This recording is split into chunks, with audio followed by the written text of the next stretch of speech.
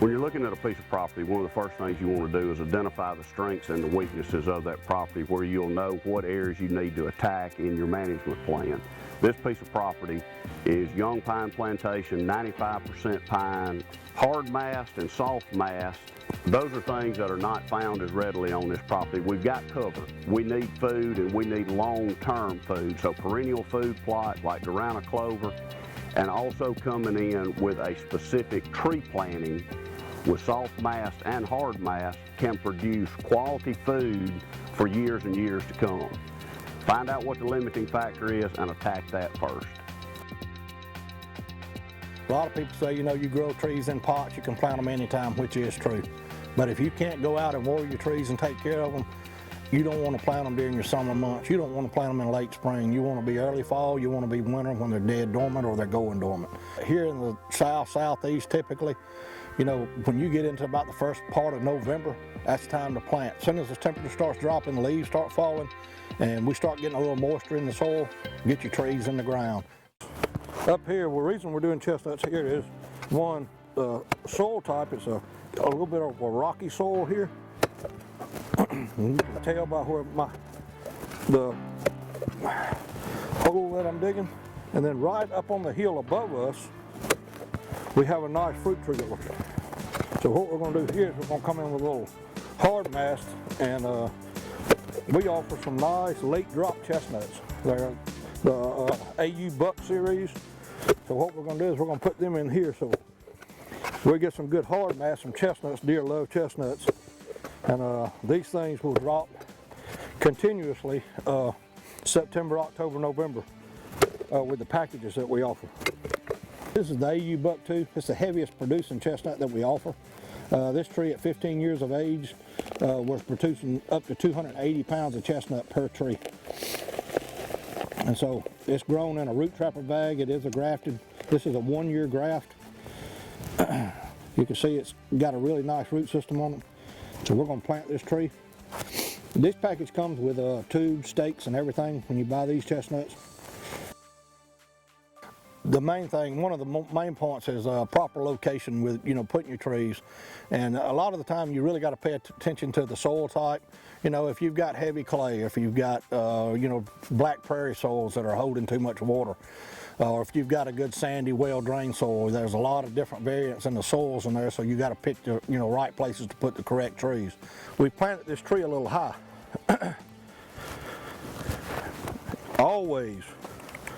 Always plant your tree an inch or so out of the top of the ground if you're planting a potted plant. You never want to plant them low. If you plant them low, a lot of people want to dig a big deep hole, set the plant in, then cover the top of the soil that comes out of the pot with dirt, and then you get a rain on it, it sinks more, so you end up below ground level. It will kill your tree. The worst thing you can do for a tree is plant it too low. So you see how we planted it a little bit high? We'll finish here, and then we're just going to pull this dirt to the root ball.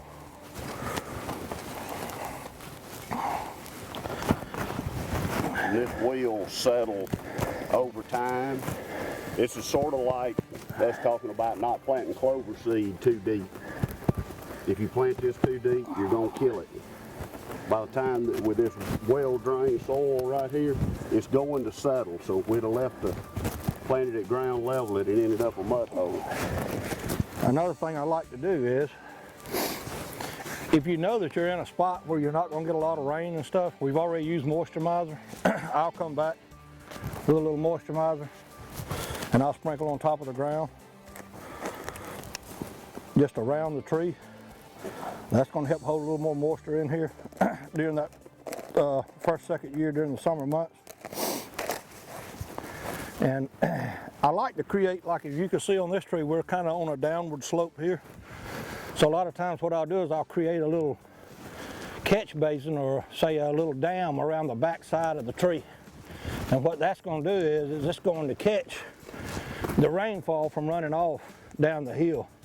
So we'll just create out of the existing soil here just a small little catch basin on the lower side, so that all this water running down will get caught in here, and it'll give this tree a little extra water during that dry time. As you can see, that right there is a properly planted tree. And I expect that tree to live, and I expect it to be producing in 3 to 4 years. That's a 7-gallon Orient pear. All right, what we're looking at right here, this is a two-year planted pear tree. It was a 7-gallon when Howard and them planted it here. And they put the tubes on it. It came in a 7-gallon pot, like I said. So we've had tremendous growth on it in 2 years. So what we're going to look at today is just, removing the tube and pruning some of the suckers and stuff that's coming off of it, and then we're going to prune this tree. So you can see here how you've got a bunch of suckers and stuff that just came off of the tree. Now, is that coming off above or below the graft? This is actually above the graft, so we're in good shape on this one, but we still need to prune this stuff off. Okay. And that's something that you need to do every year. Every year you need to come in and slide your tubes up and check them out and remove all that stuff. Make sure there's no debris in it, leaves haven't got stuck in it or anything like that. Okay. So what we'll do right now is we're going to take these all these little suckers that are growing off of these limbs. Try to cut them as close to the tree as you can. There's a little collar on the limb where it comes from the tree, and that's a great place to cut them off. This one right here is actually coming off of below the graft, yep. And you want to make sure you always get all of these off. You want to make sure you do that once a year. Okay. So we got the trunk nice and cleaned up. And even though you need to put these tree shelters on there when they're little, even when they get this big, if you can keep them on there, it keeps the deer from rubbing them, because it's like a magnet. Those deer are going to come to these things on the edge of these food plots, make a beautiful signpost rub on one, and will kill your good fruit tree. What we're going to look at next is this tree that has had tremendous growth, and you can see how thick it is up on the inside of the tree. And that's just not optimum, because you want a lot of sunlight and a lot of wind, air circulation inside this tree, so that it actually produces fruit, inside the tree, not all out on the ends of the limbs. So what we're going to do first is, Chuck's already pointed it out, we want to remove this big limb right here that's up in the center of the tree. And you can do that with a pair of nice bypass pruners. Those are Felco. You can't go wrong with that pruner. And he made a nice angled cut. The angle cut's really important. The reason is because if you make a flat cut, you get water that will stand on it, and it'll end up just sitting on top of that limb, and it'll end up causing a rotten spot in it, and it'll end up damaging the tree at some point. All right, so what we're going to do next, even though this tree has gotten kind of big, and we're not going to be able to reach the top of it, but we're still going to try to thin some of this stuff out on the inside. So you don't want a lot of crossing limbs inside the tree. So we're going to try to reach up, and get that limb out. There you go. So we're opening it up a little bit so we can get in the tree. Again, we're not going to be able to reach the top of the tree, but if you look, when Casey pans into the tree, you can see how you've got good branching up there, lateral branching in the top. So that's good. It is a little thick in the top, but we're opening it up so you're going to be able to get sunlight and stuff in there. We'll take off some of these lower limbs right here. Leaving some of this wood like we're leaving where we can't reach some of these cuts is real important, because the fruit comes on like old wood, so the new growth won't actually have fruit on it. It's that like 2-year-old growth where you're going to have the fruit.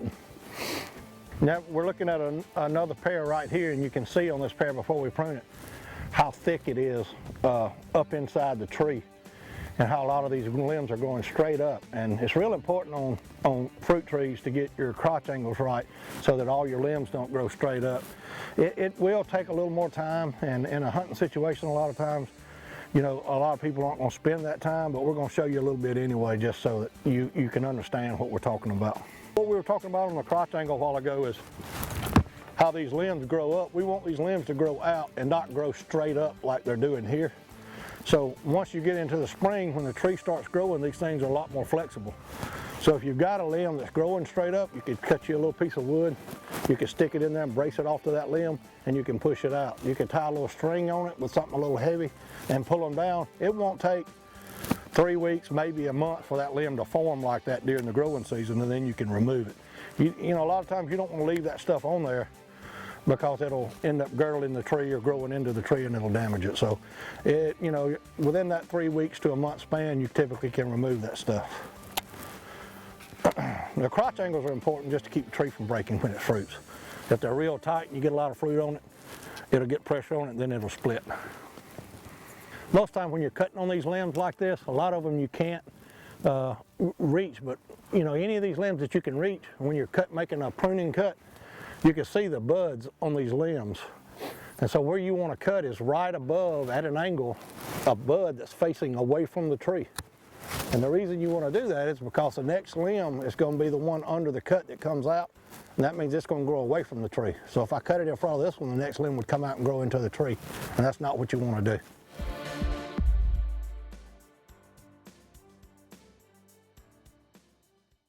Y'all, in today's time, we're into instant gratification. We want things to happen right now. Nothing with wildlife management is instant. You have to plan for the future. You have to be willing to work hard, put in the time, effort, and intensity to make it work. Using tree plots is something that it's not going to be instant. It's going to take you several years before you see the benefit, but trust me, the benefit is there if you'll hold on. There's a place I go, tucked back in the pines, where a green field grows, my own little paradise.